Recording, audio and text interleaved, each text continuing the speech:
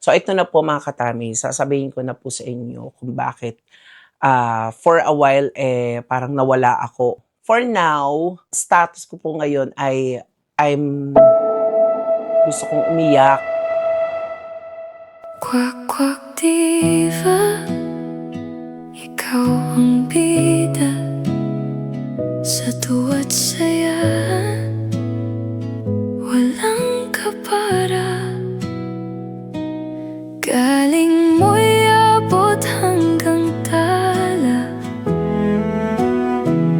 Ikaw ang kwento, Tommy Brown ang pangalan niya. Hello everybody! Ito po nag-iisang Kwak-Kwak Diva Tommy Brown and welcome po sa aking YouTube channel. Yes, ayan. So, nandito po tayo ngayon sa aking bahay. Ayan. So, ito na for today's video. Dahil umaga na po, kakatapos lang ng trabaho ko sa Vice Comedy Club. Ayan po ang oras, 6:29. Ayan. For today's video, marami po ako nababasa na kamusta ka, Tami? May nababasa ako na I hope you're okay, emotionally okay. Tapos tinahanap niyo po ako, mga katamis. Alam ko po, nababasa ko po yan na bakit ang tagal mo nang walang vlog? Bakit basta nasan ka? Parang gano'ng hinahanap po ako ng mga katamis. So ito na po mga katamis, sasabihin ko na po sa inyo kung bakit for a while parang nawala ako or parang 2 weeks yata ako walang vlog. So, naka-skip ako ng 3 or 4 na vlog. For now, status ko po ngayon ay I'm not okay. Hindi po ako okay ngayon. May lungkot po akong nararamdaman sa puso na hindi ko po alam minsan kung saan nanggagaling or bakit po ako nalulungkot. Siguro, tao lang din tayo na minsan may mga ganun tayong moment na nalulungkot tayo. Pero hindi mo naman alam kung saan. Ano yung pinagmumulan ng lungkot na yun? Parang ganon. So, after ng ingay, ng trabaho ko sa comedy bar, yung saya, after namin magpasaya. So, pag uwi mo ng bahay, nakakaramdam ka ng emotionally breakdown. Yun po yung nararamdaman ko. Siyempre, tatanong nyo, bakit ka nalulungkot? Bakit ka sad? Parang ganun. Okay ka naman. Maraming magtatanong sa akin ng ganon, di ba, na bakit ka nalulungkot? Okay naman po ako sa trabaho ko. Wala naman po akong kaaway. Wala po akong nakakatampuhan or hindi kasundo. Siguro lang tong nararamdaman ko, yung routine siguro nung every night, yung gano'n, yung parang pag uwi mo, kakain, tutulog, pagising mo, parang yun ulit, yung routine na nangyayari. Parang gano'n.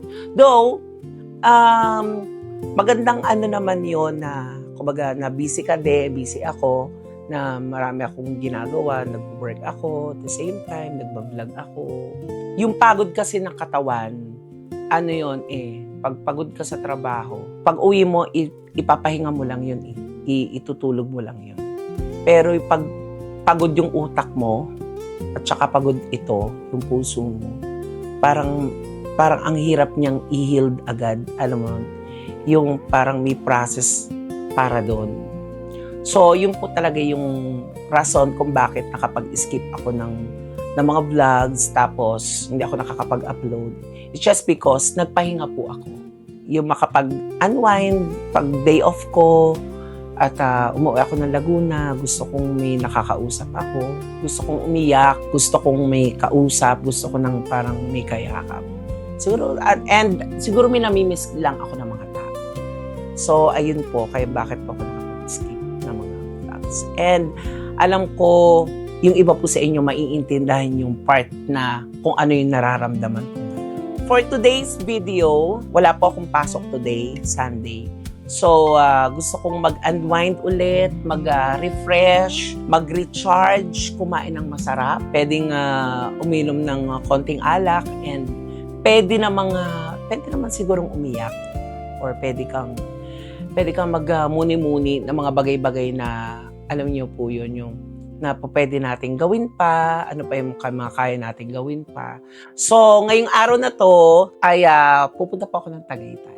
So, doon po ang napili ko. Parang gusto kong mag-relax and mag-coffee, makakita ng mga magandang tanaw. So, samahan niyo ako mga katanis, magbiyahe at aalamin niyo pa natin at sasabihin ko pa sa inyo kung bakit meron akong nararamdaman lungkot na ginto. Kaya naman mga katanis, let's go! So, ayan mga katanis, driving na tayo going to Tagaytay. Hindi na ako masyadong titingin sa camera kasi nagda-drive tayo. O, diba? Ang ganda ng Laguna de Bay. Diba? So, magre-relax tayo. Magda-drive tayo para mawala yung lungkot natin. Yung anxiety, mga ganun ba. Kasi minsan, yung iba kasi ang tao pag nakakaramdam ng lungkot. Yung iba drive ka lang ng drive, parang ma-relax ka lang. Yung iba pupunta sa spa, pupunta ng nature. So, siguro very soon gagawin ulit natin after this vlog. Gagawin natin niya yung makapag-relax, magda-drive tayo sa malayo. And, itong araw na to sa Tagaytay, gusto ko lang inaliw at sightseeing ng dun sa Taal para mawala yung ating lungkot. Sasamahan niyo ako na mag-relax, mga katamis. So, ayun lang mga katamis. Minsan naiisip ko nga na ang dami ko na palang nalampas ang problema. Ang dami ko na palang nalampas na mga struggle sa buhay na mabigat. Thankful ako at grateful ako doon dahil nalampasan ko yung mga bagay. Pag iniisip ko lang mga ganong bagay. So, teka lang mga katamis. Ito yung Shell. Ayan, dito sa may SLEX.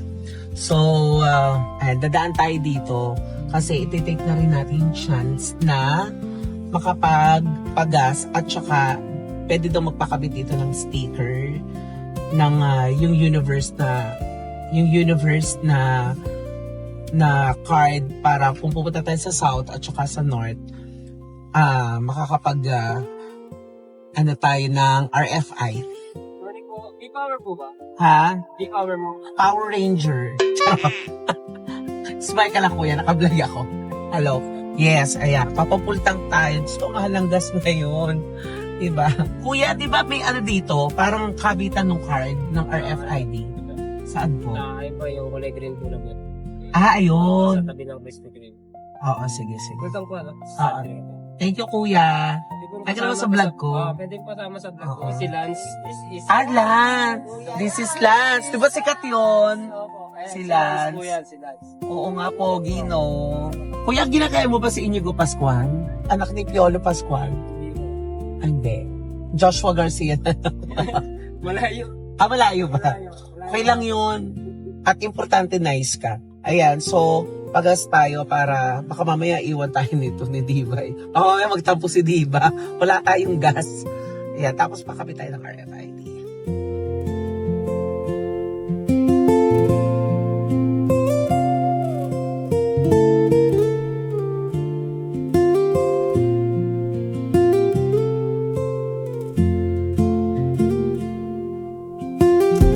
Ayan mga katamis, quick update lang. Nandito na ako ngayon sa Tagaytay and dahil puyat tayo at magpapahinga rin tayo. Pero syempre, dahil umaga na, magbe-breakfast tayo. Ayan Umorder muna ako ng longganisa and grabe, ang dami naman ng pansit. Ayan, so nag-order ako ng pansit at saka longganisa silog. Long silog, ayan.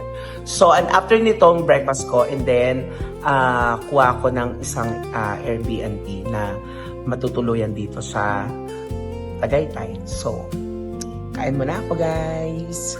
Ayan mga katamis, nandito ako na ngayon sa Escalayan Hotel dito sa Tagaytay. Tapos, may pool dyan, tapos maganda yung view. Tapos, ayan. So, dito na ako pa-final na mag-check-in kasi nakailang ikot na po ako ng mga hotels, talagang fully book kasi nga weekends, Saturday kahapon, tapos ngayon Sunday. So, marami fully book ayun dito sa mga hotel sa Tagaytay. So, dito na ako pero mag-aantay tayo ng 2 p.m. para makapag-check-in tayo. Ngayon ay 10:35. So, ayan. So, mag-antay tayo. Sayang naman yung chance. Diba? Kasi maganda yung napili kong hotel dito sa Escala. So, magantay tayo ng mga 3 hours. Baka magyaya muna ako ng tong its dito sa mga staff dito. Diba, Clydel? Ayan, oh. Ang babait ang staff dito sa Escala. Diba? Ayan.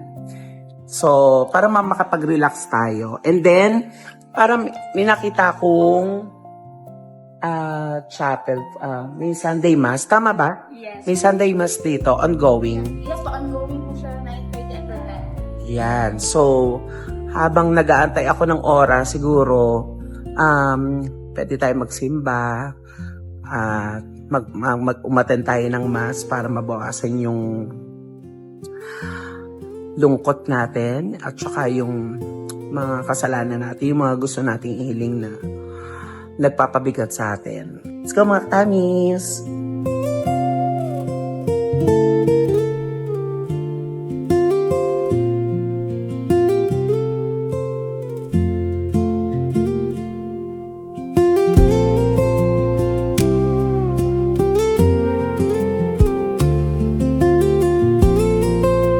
Ayan mga katamis, nakapag-church na ako sa taas and nakapag-antay-antay na tayo ng konti pang oras. Pero naglakad-lakad muna tayo dito sa loob ng Escala. So para medyo ma-tour ko lang kayo dito. Yan, kasi dito may magandang infinity pool. Ayan. So, diba? Alam ka pala ito ng Escala. Ang ganda. Diba nakaka-relax? Ang cute. Pati yung mga ibon nagsisinusin. So mamaya ayan. So pakikita naman natin yan. Yung iba pang view kapag nandun na tayo sa room. So kailangan lang natin mag-antay ng 2 p.m. Pero ito na nga. Pinakita ko ditong spa. Sa Escala. So baka po pwedeng magpamassage muna ako habang nag-aantay ako ng room. So, samahan niyo ako mga katamis. Siyempre dahil lungkot-lungkotan ang mga drama natin ngayon. So, mag-relax tayo para papisil. Para mawala yung mga iniisip natin. Let's go, Lea. Bye. Para maganda yung healing kahuna. Ayan. Si Healing Hakuna para mag-healed ang mga bagay-bagay. I'm sure sa inyo may mga ibang viewers natin, mga katamis na kayo ba nakakaramdam din kayo ng ng emotionally breakdown. Yun kasi yung nararamdaman ko ngayon. Yung emotionally breakdown na hindi mo alam kung bakit mo nararamdaman yung mga ganang bagay. Hindi naman tayo nagkukulang sa prayers.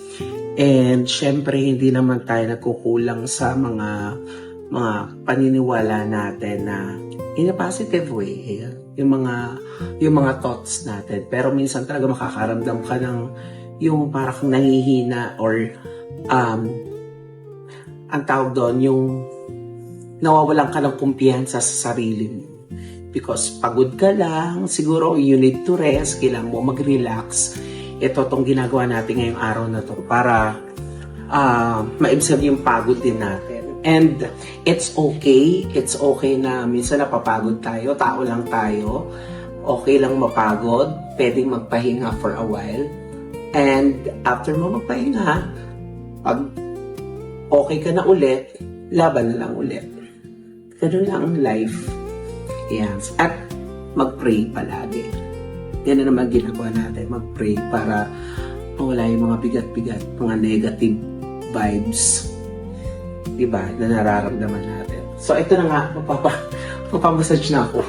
Kailangan ate, papamassage Sino po ko. tayo sa Ay, agad-agad. Ayan. So, papamassage muna ako mga katamis. Samahan niyo ako. Let's go.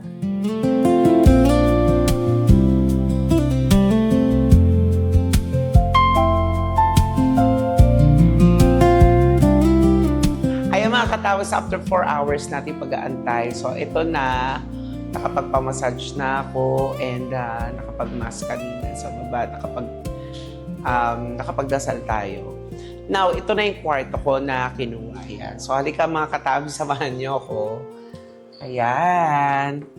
Tuloy kayo sa aking magiging room for 22 hours na pag-i-stay dito sa Tagaytay. Ayan. Ito yung aking room. Ayan.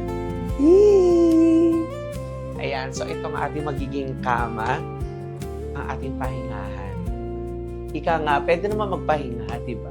Pwede naman sigurong i-balance yung mga bagay-bagay na kung alam mo namang marirelax ka, di ba? Kung alam mo namang maipapahinga mo ang katawan at utak mo. So, ito yon. Sarap, ayan. At dalawang kama. Kasi yung mga in-inquiry ko na mga yung mga rooms, lahat talaga 2 beds talaga. So, kaya may ganito siya. Isang queen, isang single. Ayan. At syempre, ang pinili ko mga katamis na room, yung syempre, kaya nga tayo nasa Tagaytay, importante yung view nito. Ayan, tingnan natin kung gaano kaganda. Di ba?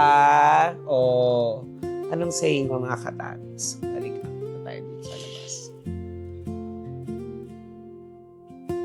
Ayan, di ba? Ang ganda. Oh my God. Ay, ang ganda.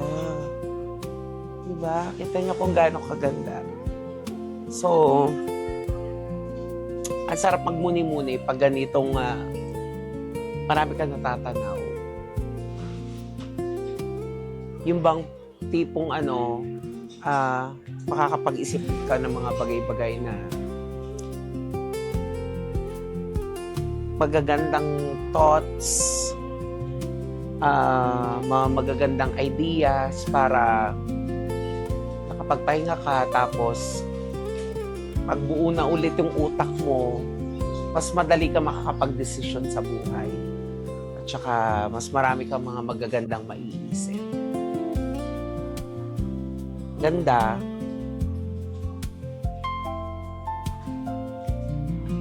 So, mga katamis, for now, talagang antok na po talaga ako.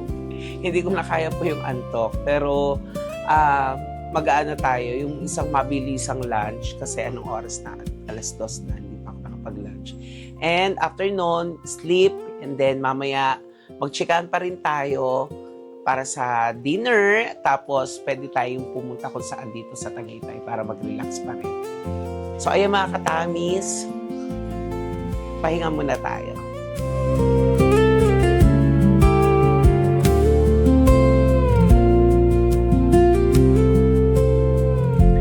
Ayan mga katamis, ayan, it's a long day. Ayan, kakagising lang natin ulit. Tapos kanina nakapag-dinner na. And then, ito na nga, gabi na mga katamis. Ayan, oh. Ang ganda-ganda niyan sa umaga.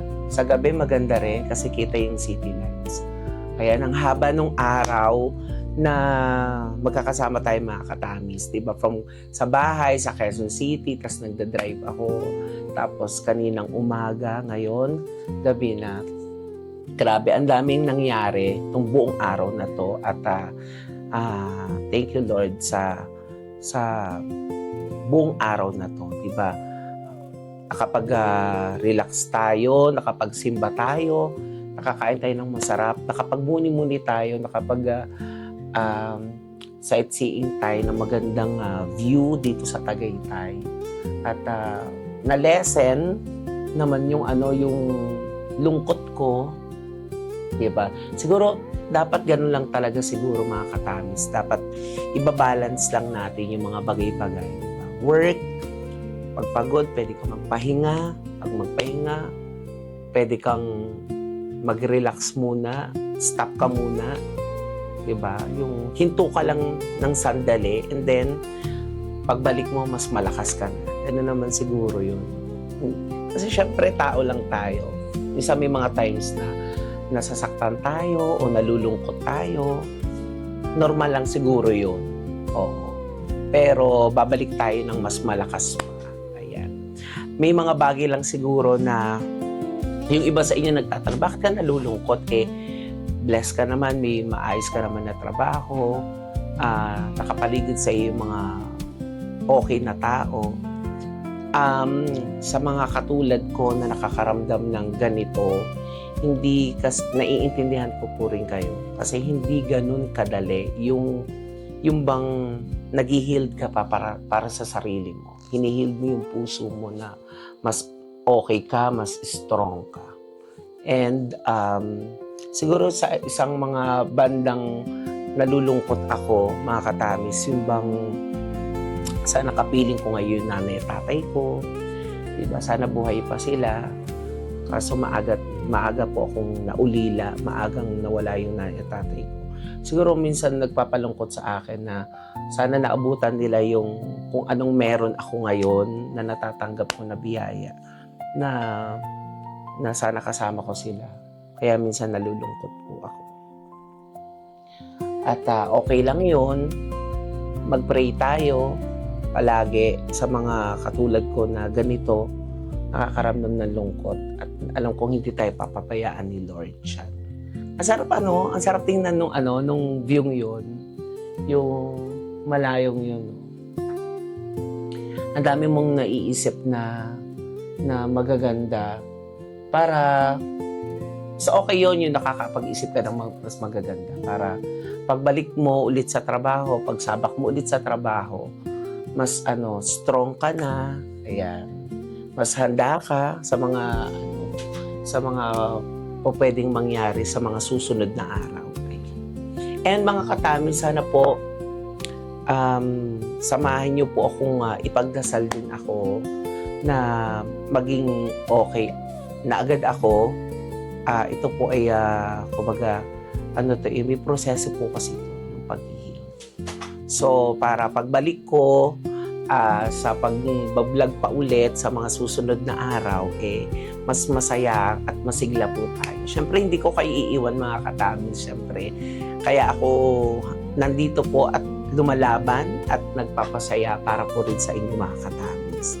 Kaya, alam kong maraming nagiging masaya kapag nakakapag-vlog ako. Minsan may mga nababasa po ako na isa ka sa nagpapawala ng lungkot ko. So, sana wag po kayo malungkot sa nangyayari sa akin. Kaya ko po to. Lalaban po tayo. Mahal ko po kayo mga katamis. Thank you sa walang sawang pagsuporta palagi sa mga vlogs ko. And sorry again kung nag-alala po kayo. Okay naman po ako. Okay na okay po ako. Wala po akong sakit. Sa mga nag-aalala at nagko-comment siya, I'm well, okay naman po ako. May mga sadness lang po ako nararamdaman na pang sarili. Pero kaya naman, mailalaban po ito. So, mga katamis, maraming salamat sa pagsubaybay sa akin sa buong araw na to. At sinamahan niyo po ako dito sa Tagaytay. At thank you Lord sa another day na ipinagkaloob niyo sa aming lahat, sa akin. Thank you. Ayan.